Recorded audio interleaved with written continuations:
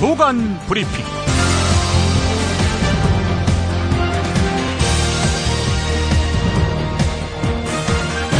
2015년 9월 25일 금요일입니다. 독일 폭스바겐 자동차 그룹이 2009년 이후 6년 동안 자동차 배기가스 배출량을 조작한 것으로 드러나면서 폭스바겐 CEO가 사임하는 등 후폭풍이 갈수록 커지고 있습니다. 배출량 조작 엔진을 장착한 차량은 무려 1,100만 대에 이르는 것으로 밝혀졌습니다. 한마디로 사기극이죠. 이 사기극으로 기술 강국 독일에 대한 신뢰도까지 떨어지고 있습니다. 메르켈 독일 총리가 나서서 폭스바겐이 완전한 투명성을 보여주고 모든 문제를 해결하는 게 열쇠라고 말할 정도로 다급한 상황입니다.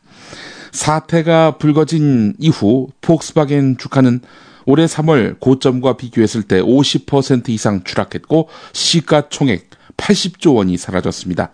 또 미국에서만 우리 돈으로 21조 원의 벌금을 물어야 할 처지가 됐고 줄 소송까지 예고돼 있습니다. 또 우리 정부를 비롯한 각국이 배출가스 테스트 조작 사건에 대한 정밀 조사 방침을 밝혀서 최종 벌금 액수는 천문학적으로 불어날 가능성이 있습니다. 회사의 존립 자체가 위험해진 것입니다. 폭스바겐의 죄질이 매우 불량하다는 점은 두말할 나위가 없습니다.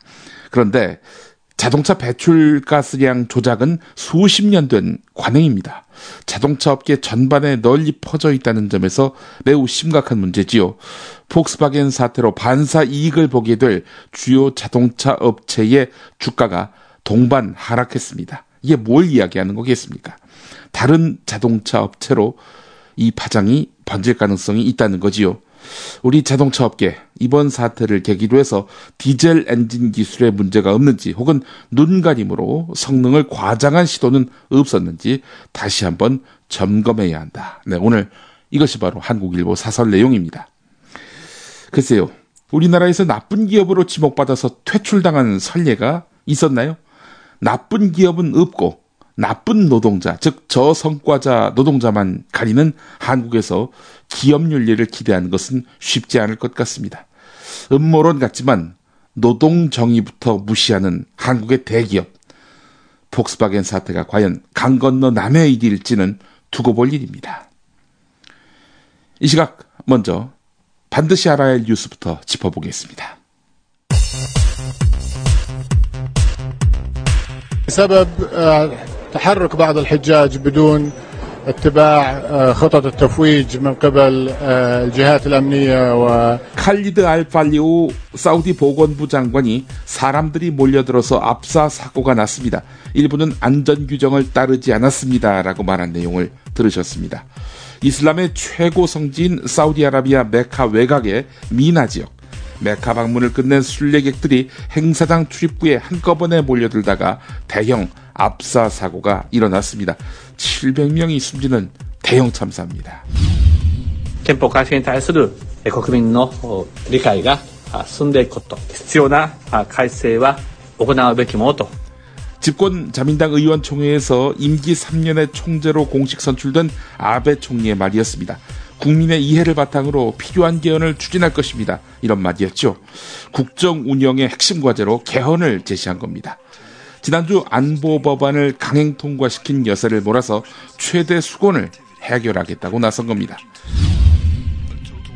독재적 사고, 패권적 사고를 가진 이 정당을 가지고는 우리 당은 수권할 수도 없고 내년 총선에서 저는 참패할 수밖에 없다라고 저는 생각을 합니다.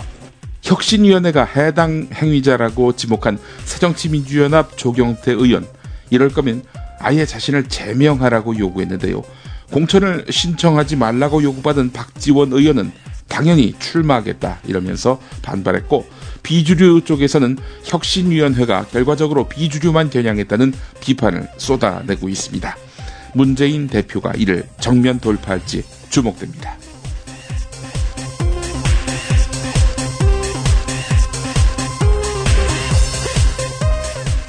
김용민의 조간브리핑은 이담채 김치, 컴백홈 대리운전, 산양 산삼 막걸리, 전창걸의 새싹 땅콩차, 대한공경매사협회, 연지연곰탕 공동 제공입니다. 김치가 다 같은 것 같죠? 아니요, 이담채는 진짜 다르죠. 겨울 전라도, 여름 강원도, 봄 가을 충청도 최고의 배추만 골라와야지요. 소금 영광에서 직송된 최고의 국산 천점이 기본 아닌가요? 아, 고춧가루와 파, 마늘 괴산 영천에서 건강한 놈들만 가져와야 해요. 우와, 재료가 반이라고 하던데 역시 이담채네요. 그런데 어떻게 담가야 이담채 김치 맛이 나요? 아유, 이거 비밀인데 다시마에 표고버섯, 양파, 멸치를 넣고 우려낸 육수에다가 온갖 재료를 잘 버무리고 2달 동안 저온 숙성한 양념을 써야 해요. 근데 흉내내봐야 소용없어. 30년 연구한 레시피에 30년 김치만 만든 손맛을 따라갈 수 있겠슈?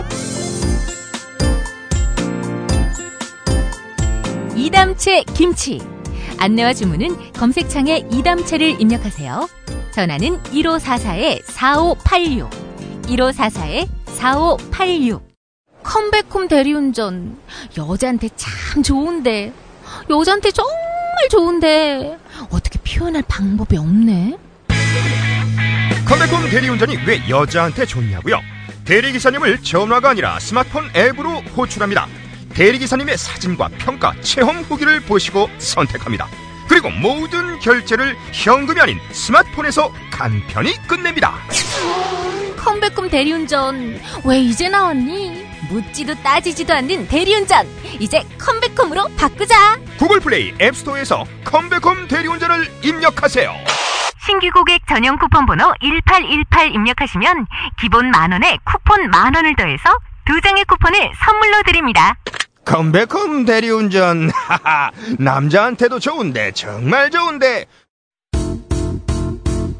여기요, 막걸리 하나 주세요. 막걸리 달라니. 이모님, 지리산 곰보배추 막걸리 주세요. 지리산 곰보배추 막걸리? 아직도 몰라? 지리산 곰보배추 막걸리, 몸에 좋은 곰보배추로 만든 약선 막걸리야. 향도 좋고 부드럽고 맛있네요. 밀가루를 사용하지 않고 100% 우리 쌀로 만든 전통주야. 막걸리는 쌀로 만들어야 속이 편하고 숙취가 없거든. 지리산 곰보배추 막걸리, 촌사람닷컴 홈페이지에서 구매할 수 있습니다. 네이버에서 촌사람닷컴을 검색하세요. 문의 1899-4188. 어나더타임 508을 진행하는 전창걸입니다. 레스베라트롤과 아스파라긴산이 풍부한 새싹 땅콩을 오랜 시간 증숙해서 만들어 맛이 고소한 새싹 땅콩차. 소중한 사람에게 마음을 담은 추석 선물을 보내주시면 어떨까요? 정말 좋은 게 많은데 식품이라서 설명할 수 없는 안타까움이 있지만 이미 드셔본 분들은 몸에 좋은 반응을 느끼고 계십니다. 속상한 세상, 그럴수록 몸은 더 잘 지켜야겠죠. 부담 없는 추석 선물로도 아주 좋은 새싹 땅콩차. 정말 좋습니까? 물으신다면 자신있게 대답합니다. 정말 좋습니다. 남자에게만 좋냐고요? 여자에게도 좋습니다. 인터넷 다음에서 새싹 땅콩차를 검색하시고 전창걸닷컴으로 오세요. 회원가입 없이 바로 주문하실 수 있습니다. 전화 주문도 가능합니다. 070-8635-1288 070-8635-1288입니다. 오늘 첫 소식은 한겨레 3면부터 보겠습니다. 동아일보에도 유관한 기사가 있습니다만 황우여 사회부 총리 겸 교육부 장관이 국정화를 대신해서 검정교과서의 편차를 최소화할 수 있는 방법을 연구해 보고하라는 특별 지시를 내린 것으로 전해졌습니다. 지금 검정교과서 체제지요. 여러 출판사에서 나온 한국사 교과서가 학생들 책상 위에 올라가 있는데 이것을 단일한 한 개의 국정교과서로 만들겠다는 것이 박근혜 정부의 입장 아니었습니까? 근데 이 입장 선회한 것은 아닌지, 유턴한 것은 아닌지 이런 추정을 가능하게 하는 그런 내용입니다. 교육부가 그래서 최근에 지필진 자격기준 강화 같은 검정 강화 방안을 본격적으로 검토하고 있는 것으로 알려졌습니다. 국정화, 포기인가? 이게 주목됩니다. 국정화를 포기하고 검정을 강화하는 방식으로 해서 교육부가 이렇게 입장 정리를 한 것일까? 그렇다면 청와대 등 권력 최상층과 조율된 그런 지침을 마련한 것일까? 이것도 역시 주목됩니다. 하지만 지필진 자격을 제한하고 편수를 강화한다. 이런 식으로 정부의 개입 강도가 더 높아지게 된다면 교과서의 편향성은 더욱 더 심화될 우려가 있다는 전문가들의 지적도 있습니다.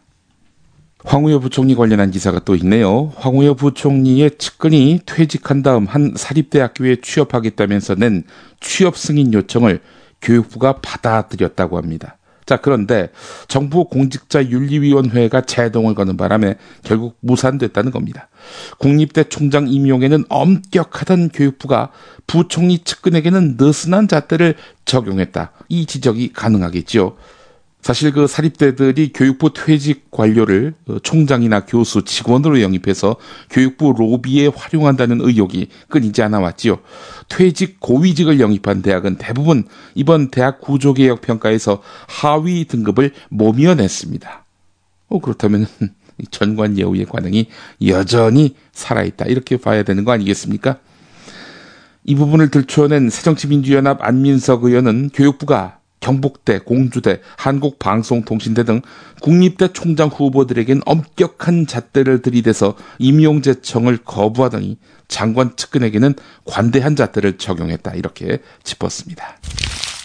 한겨레 6면으로 가보겠습니다. 록히드 마틴사가 미국 정부의 불허를 이유로 해서 제공을 거부한 한국형 전투기 개발 관련 핵심 기술 4건에 대해서 애초에 차세대 전투기 사업 1순위 후보였던 보잉은 한국에다가 기술 이전을 해주겠다, 이렇게 제안한 것으로 밝혀졌습니다. 기술 이전을 해주겠다는 보잉은 왜 배척하고 기술 이전 안 해줄 록히드 마틴사와 계약을 했는가? 이게 참 이해가 안 되는 부분입니다. 차세대 전투기 선정과 관련한 논란이 재현될 것으로 보입니다.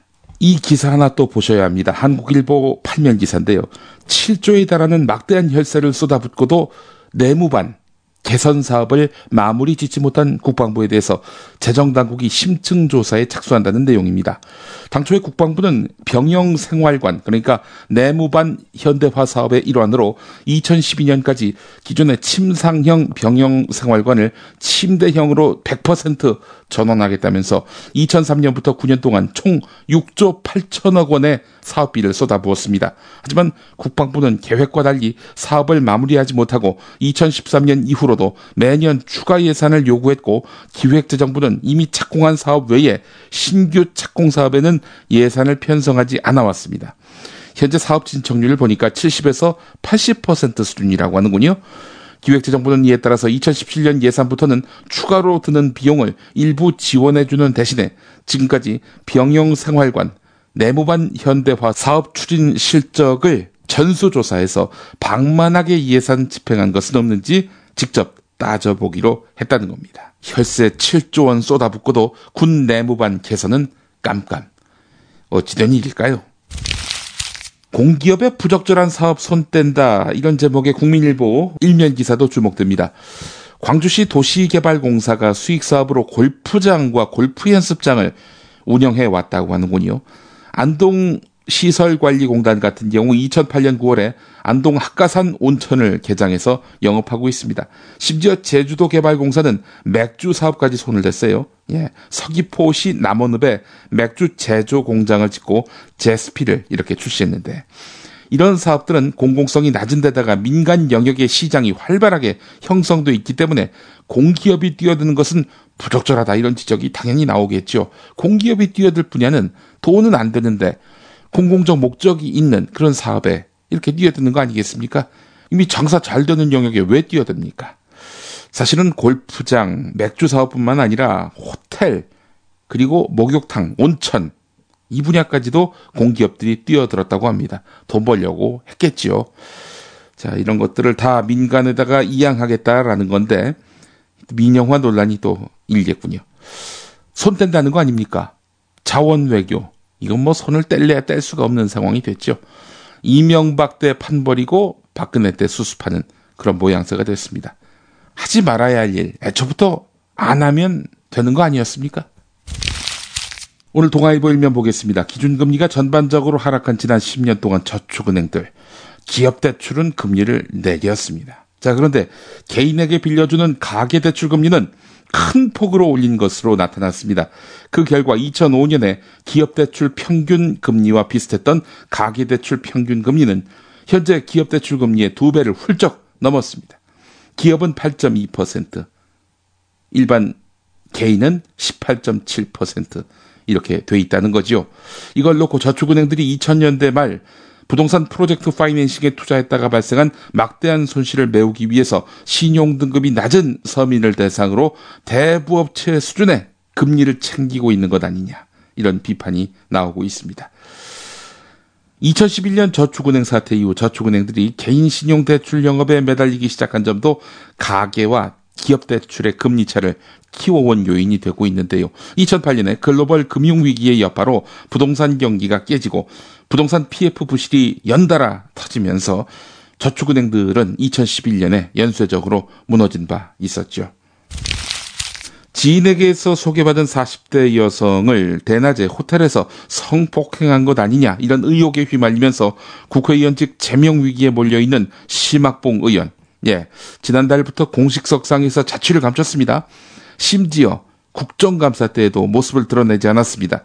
국회의원회관 사무실에도 지역구에도 그의 모습은 보이지 않습니다. 어디로 사라진 것일까? 동아일보 취재팀이 심학봉 의원의 행방을 추적한 결과 심학봉 의원은 서울 서초구 자택에서 1.4km 떨어진 자동차로 5분 거리인 한 오피스텔에 방을 얻어서 두문불출하면서 지내고 있다고 합니다. 심학봉 의원은 바깥 출입을 삼가면서 끼니는 짜장면 등 이런 중국 음식을 배달시켜서 해결하고 있다고 하는데, 종종 보좌진이 심학봉 의원의 자택에 들러서 옷가지를 챙겨와서 전해주거나 과일 같은 먹을거리를 들고 오피스텔을 드나들고 있다고 합니다. 외출하는 상황이 발생하면은 빨간색 모자를 푹 눌러 써서 얼굴을 가렸다고 하는데, 갈아입을 양복 정장을 한 손에 들고 빛바랜 트레이닝복에 운동화를 신은 채였습니다. 혹시나 알아보는 사람이 있을까봐 연신 주변을 살펴봤다고 하는데요. 걸어서 10여 분 걸리는 짧은 거리를 이동할 때에도 앞 유리창에 국회 출입 차량 스티커가 붙은 제네시스 승용차를 이용했습니다. 변호사로 추정되는 정장 차림의 남성 2명이 임시 거처를 찾은 날에는 5시간에서 6시간이 넘도록 회의가 이어졌다고 합니다. 모임이 끝나면은 심학봉 의원은 현관까지 나와 배웅하면서 소송을 잘 부탁드린다, 이렇게 당부했다고 하는데, 검찰에 소환됐을 때 질문을 받을 거 아니겠습니까? 그 질문에 어떻게 답변할지 이걸 준비하는 모습이었습니다. 상당히 고생을 많이 했네요. 동아일보 기자. 뻗치기를 했기 때문에 나올 수 있는 기사 아니겠습니까? 그런데 심학봉 의원, 이렇게 뻗치기 할 만한 가치가 있는 정치인인지는 의문입니다. 수고하신 기자들에게 참 미안한 얘기지만. 포스코가 이상득 전 새누리당 의원의 최측근이 운영하는 협력사에다가 일감을 몰아준 것과 관련해서 검찰이 포항 신제강공장 건설 중단 문제 해결에 힘써준 대가라는 취지의 진술을 확보했습니다. 자, 이제 이상득 전 의원만 부르면 됩니다. 당연히 피의자 신분입니다. 검찰은 뇌물죄를 적용할 계획을 세워놓고 있습니다. 이상득 전 의원이 대가성 있는 뇌물을 받았다, 검찰은 확신하고 있는 것입니다. 한편 정준양 전 회장에게는 뇌물 공여 혐의가 추가될 것으로 보입니다. 이명박 씨 일가 긴장되는 추석을 보내겠군요. 이상득 씨가 본인이 다 인마이 포켓했을까? 혹시 동생과 나눈 면은 없을까? 동생이나 형이나 다 이곳 영포 출신들 아닙니까? 뉴스의 재구성 듣고 오겠습니다.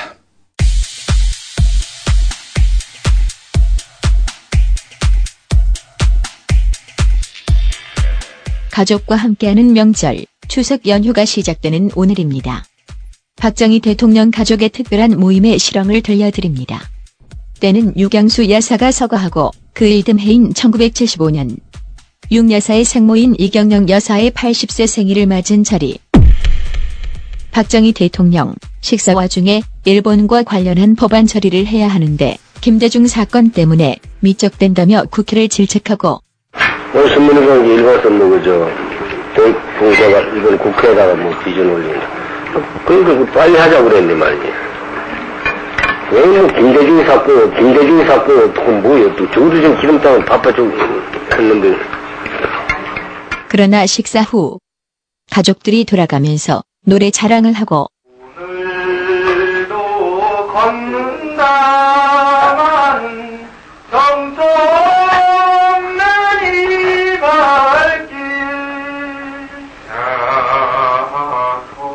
야송해 옛노래 강을 거리며 Happy birthday to you Happy birthday to you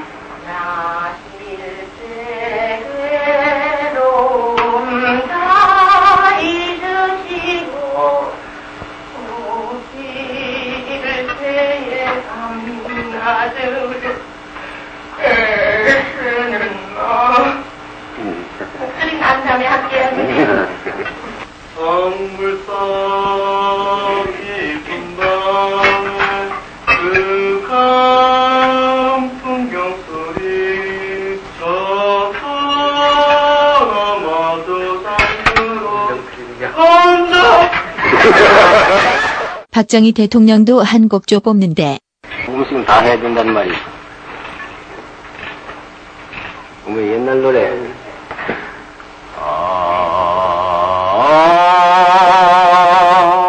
왁새슬 피우니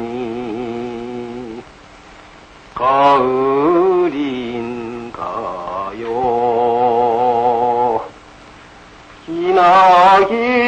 기나긴 그 세월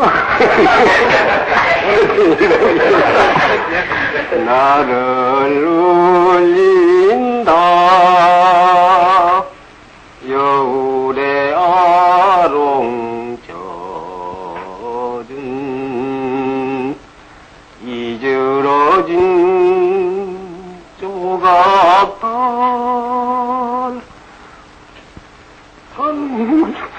안 나온단 말이야. 가사를 까먹은 박 대통령.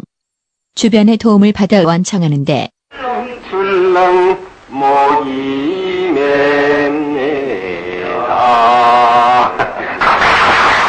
박 대통령 아들이자 일경영 여사의 손자 박지만 군은 어떤 노래를 불렀을까?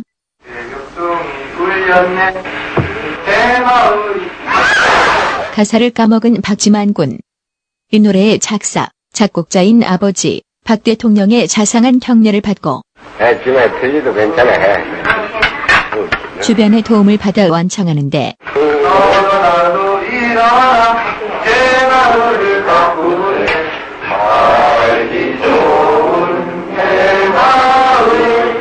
박 대통령 딸이자 일경영 여사의 손녀 박근혜 양은 어떤 노래를 불렀을까? 가사를 까먹었을까봐 주변 사람들 아예 두 번째 소절부터 따라하면서 거드는데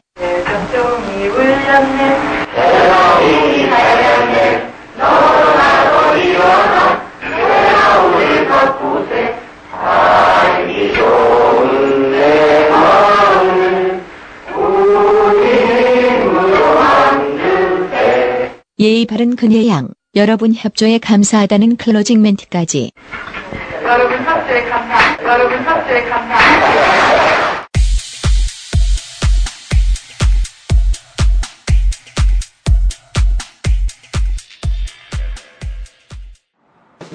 대안아, 이번에 할 거 했다며?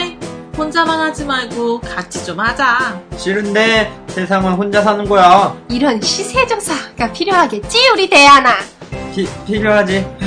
먼저 스마트폰에 도기안의 경매영화를 쳐봐. 언제 어디서나 법원 경매를 공부할 수 있어. 공짜로. 이론만 배우고 끝나는 거 아니야? 나한텐 실무 지식이 절실해. 물론 기초부터 실전까지 마스터할 수 있어. 오마이 스파레죠. 이런 걸 너만 혼자 알고 있었단 말이야? 그럼 나도 이제 경매왕이 될 수 있는 거야? 우리 같이 도전해보자. 아세이 도기안의 유세이 경매왕. 도기안의 경매왕! 좋아. 도기안의 경매왕은 대한공경매사협회가 운영합니다. covid.co.kr 02888-5704. 6살 하늘이 밥을 잘 안 먹어요. 엄마, 나 이거 맛이 없어요. 그만 먹을래요. 엄마의 걱정은 점점 더해가는데요. 그런데 이때 택배입니다. 연지연 곰탕이 배달됐어요. 직접 도끼로 팬 장작불 위에 한우 사골과 도가니를 가마솥에 한가득 넣고 24시간 끓인 진구. 연지연 곰탕이 하늘이 입에 들어가는 순간 맛있다. 엄마 한 그릇 더 주세요. 하늘이의 밥도둑 연지연 곰탕. 조미료 같은 첨가물이 전혀 들어가지 않아 엄마의 기쁨은 더하답니다. 연지연 곰탕은 강화군에서 김포시 방향으로 강화대교 건너자마자 있습니다. 포장 판매는 한 팩 800g에 7,000원, 7팩 이상 무료 배송합니다. 주문 전화는 010-7252-1114, 010-7252-1114. 김용민이 전해드리는 조간 브리핑. 이른 아침 조간신문 핵심 기사를 훑어보는 시간, 김용민의 조간 브리핑. 월요일부터 토요일까지 매일 오전 7시대에 업데이트됩니다. 뉴스뿐 아니라 그 안에 숨은 맥락도 짚어드립니다. 서울지방변호사회 이야기가 오늘 한겨레 신면에 있습니다. 그제 저녁에 서울 리버사이드 호텔 7층 콘서트홀에서 서울지방변호사회 창립 108주년 기념 행사장 입구에 가장 먼저 보이는 것은 장애우 권익문제연구소의 소개 문구였습니다. 차이가 차별이 되지 않는 세상을 위하여. 이런 것이었는데요. 그 옆에는 이주민 지원 공익센터 감사와 동행, 공익법센터 어필, 희망을 만드는 법, 공익인권법재단 공감이 후원자 모집 활동을 벌이고 있었습니다. 줄잡아 변호사 400명에서 500명이 한자리에 모이는 서울변회 창립기념식은 해마다 열렸지만은 올해 행사장 풍경은 여느 때와 달랐다는 겁니다. 지난해까지만 해도 행사장 입구 로비에는 후원은행과 보험사 등이 부스를 차렸지만 올해는 그들 대신에 공익변호사 단체와 인권단체 등이 자리를 잡았습니다. 서울변회가 1,000만 원가량이 되는 협찬 수익을 포기하고 그 자리를 공익변호사단체 등에게 내준 덕분인데요. 서울변회의 의미 있는 행보는 여기에 그치지 않습니다. 전태일 평전의 저자이면서 부천경찰서 성고문 사건, 또 망원동 수재 사건 등의 변론을 맡았던 대표적인 인권변호사 고 조영래 변호사의 25주기를 맞아서 인권 옹호와 사회정의 실현에 기여한 변호사를 선정하는, 그래서 시상하는 조영래 상을 만든 것도 대표적입니다. 사실 이 기사를 소개해드리려고 서울변회를 언급한 것입니다. 동아일보 12면 보겠습니다. 자신의 얼굴 사진과 함께 너 고소라고 적어서 지하철역에 게시한 강용석 변호사의 광고가 부적격 결정을 받았습니다. 서울지방변호사회, 서울변회, 광고심사위원회는 이 광고가 소속 법무법인을 표시하지 않았고 일반인들에게 불쾌감을 줄 수 있는 행동과 문구를 넣어서 변호사법에서 규정하는 변호사의 품위 유지 의무를 위반했다라고 결정했습니다. 광고심사위원회에서는 일부 반론도 있었지만은 변호사의 품위 유지 의무를 어겼다는 점에서 모두 합의한 것으로 알려졌습니다. 이에 대해서 강용석 변호사는 광고 2탄, 3탄도 준비하고 있다. 서울 변호사회에서 문제 삼을 줄 몰랐다. 이렇게 말했다고 합니다. 강용석 씨도 서울 변회 행사에 갔을까요? 서울 변호사니까요. 길거리에서 음란 행위를 벌여서 옷을 벗은 김수창 전 제주지검장. 서울지방변호사회가 이 김수창 전 지검장의 변호사 등록 신청을 받아들였다고 합니다. 자, 그런데 말이죠. 서울변회는 또 이정열 전 창원지법 부장판사의 변호사 등록을 거부했단 말이죠. 음란행위 김수창은 되고 이정열은 안 된다. 이 이중잣대는 또 어떻게 해명할 수 있을까요? 서울변회의 이런 이중잣대는 또 어떻게 봐야 될지 의문입니다. 강용석 하니까 또 이분이 생각납니다. 박원순 서울시장 말이죠. 방송통신심의위원회가 박원순 서울시장의 아들 박주신 씨의 병역 기피 의혹을 다룬 MBC 보도를 심의하는 과정에서 정부 여당 추천의 함귀용 심의위원이 별다른 근거 없이 의혹을 사실로 단정한 듯한 발언을 쏟아내서 논란이 되고 있습니다. 심의를 하던 중에 함귀용 심의위원은 국민들이 모르고 있는 것이 더 안타깝다 라면서 MBC 보도 내용을 일방적으로 옹호하는 발언을 쏟아냈습니다. 이 같은 함귀용 심의위원 발언에 대해서 이건 주장 또는 의혹에 불과하다 이런 반론이 나오니까 똥인지 된장인지 먹어봐야 압니까? 이런 말을 했다는 겁니다. 함귀용 씨가요. 그러면서 MBC 쪽의 의견을 듣자는 제안에 대해서도 대한민국 언론의 자유를 위해서 동의할 수 없다. 대한민국 기자가 이런 식의 보도도 못한다면 도대체 뭘 보도하라는 것이냐. 박원순 시장 관련 사안에는 재갈을 물려야 하냐. 이렇게 강력하게 반발했습니다. 오로지 박원순 흠집내기 기사에만 언론의 자유, 잣대를 들이대는 함기용 씨. 이 사람 뭐 하는 사람입니까? 예. 중앙일보 20면 기사 주목됩니다. 텔레비전을 보는 시간은 늘고 일하는 시간은 줄고 5년 전과 달라진 한국 노인의 하루라는 겁니다. 10월 2일이 노인의 날인데요. 노인의 날을 앞두고 통계청이 고령자 통계를 발표했습니다. 조사에 따르면 지난해 65세 이상 고령자는 하루 24시간 가운데 평균 3시간 48분을 텔레비전 시청으로 보냈습니다. 총 여가 시간의 절반에 달하는데요. 전 연령대의 평균 TV 시청 시간보다도 배 가까이 깁니다. 노후에 수입이 줄고 소일거리가 없다 보니까 돈이 들지 않고 간편하게 즐길 수 있는 TV 시청으로 여가를 보내는 현상이 뚜렷해지고 있다는 거지요. 특히 2009년과 2014년 사이에 텔레비전 시청 시간이 크게 늘어난 것은 새로 생긴 종합편성 채널에서 고령층이 선호하는 방송을 많이 하는 것도 영향을 끼친 것으로 추정된다. 이렇게 말했다고 합니다. 고령층이 선호하는 방송은 무엇을 말할까요? 몇 가지 기사 더 보겠습니다. 경향신문 수도권면에 실린 내용인데 지난달 경기도 인구 순유입이 32개월 만에 최대치를 기록했습니다. 서울은 순유출, 인천 경기도는 순유입이 발생했습니다. 이게 뭐겠습니까? 전월세가 크게 오르면서 주거난 때문에 서울을 떠나서 경기도에 정착하는 사람들이 늘어났다는 그런 이유 아니겠습니까? 32개월 만에 최대 기록이다. 이 점도 주목됩니다. 세계일보 구면을 보겠습니다. 사립대학 법인이 교직원 4학년금 등 법인이 떠안아야 할 법인 부담금을 절반도 부담하지 않는 것으로 나타났습니다. 교육부가 법인 부담금의 부족액이 교비 회계로 보충돼서 학교 재정 악화와 등록금 인상의 원인으로 작용한다는 그런 지적에 따라서 2012년 사학연금 법인 부담금 학교 부담 승인제를 시행했지만은 학교 법인이 꼼수를 부리는 바람에 법인 부담률이 오히려 낮아지게 된 것입니다. 교비에다 전가했다. 안 되죠. 그러면 법인이 뭐하러 있습니까? 이 상태가 심각한 학교 그 순위를 한번 보겠습니다. 숙명여대 법인 부담금은 0.8%입니다. 절반은커녕 1%도 안 되는 겁니다. 서강대 2.4%, 홍익대 18.5%, 한양대 31%, 이화여대 55.4%입니다. 이화여대가 등록금이 가장 센 대학에 속하는데 말이죠. 예, 겨우 50% 턱걸이 넘었군요. 30대 그룹이 전국에 보유한 땅 면적이 최근 10년 동안 서울 여의도에 34배만큼 늘어난 것으로 밝혀졌습니다.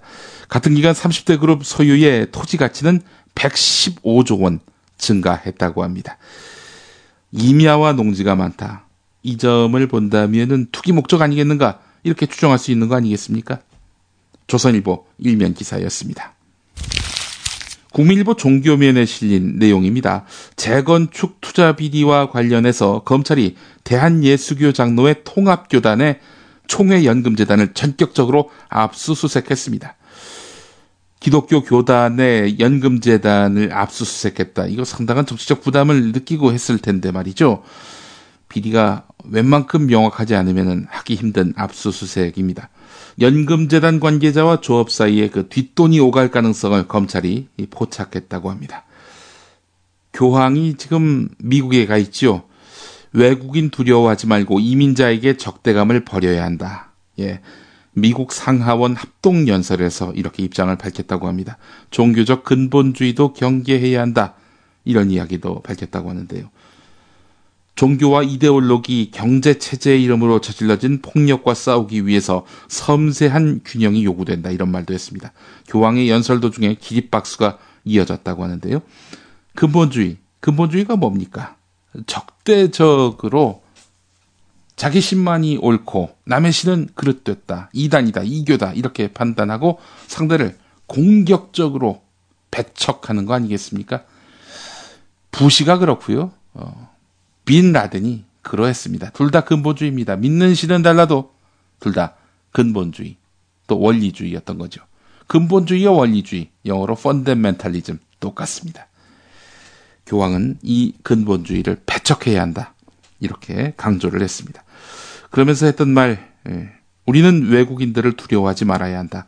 우리 중 대부분은 한때 외국인이었다. 성서의 황금률은 생명의 모든 단계에서 인간의 생명을 보호할 의무를 우리에게 부여했다. 모든 생명은 존중받아야 하며 전 세계에서 사형은 폐지돼야 한다. 이렇게 촉구했습니다. 한국의 개신교인 가운데 상당수가 이주노동자들 경계하고 있습니다. 이 자들이 들어와서 이슬람 포교하는 거 아니냐, 이렇게 보고 있다는 거죠. 이런 생각을 하고 있는 한국 개신교인이 들어야 할 교황의 말씀이었습니다.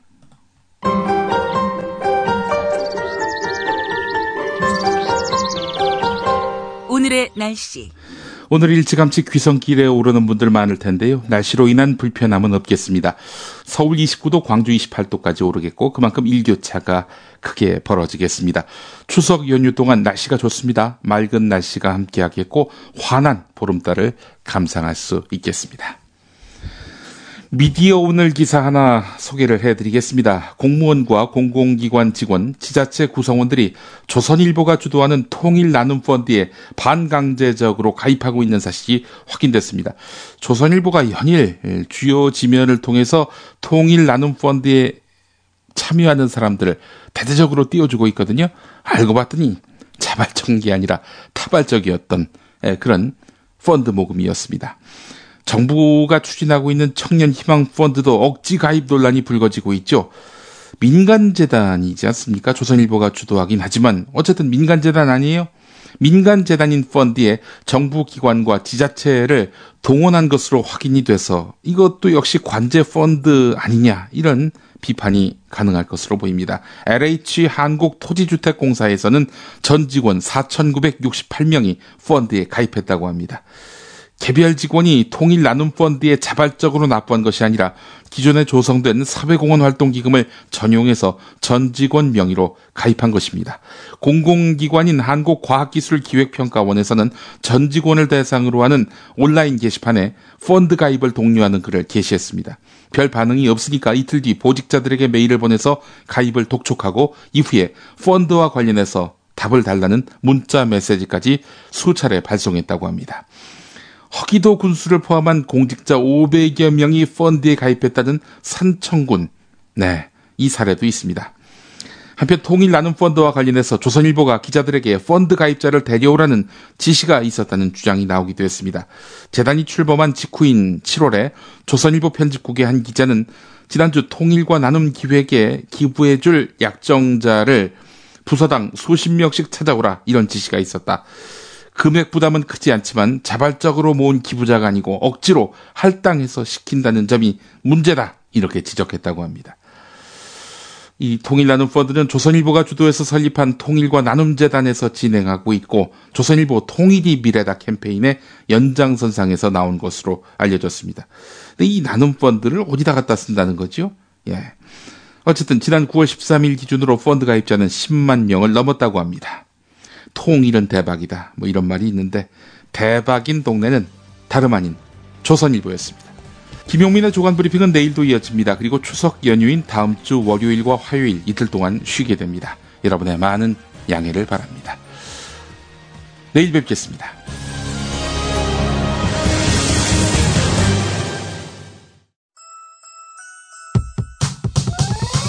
이번 방송 괜찮았나요? 작별의 여운, 이렇게 표시해주세요. 다운로드하기, 댓글 달기, 구독하기, 별점 주기. 더 좋은 방송 만들어달라는 약속, 이렇게 응원해주세요. 다운로드하기, 댓글 달기, 구독하기, 별점 주기. 기억하셨죠? 다운로드하기, 댓글 달기, 구독하기, 별점 주기.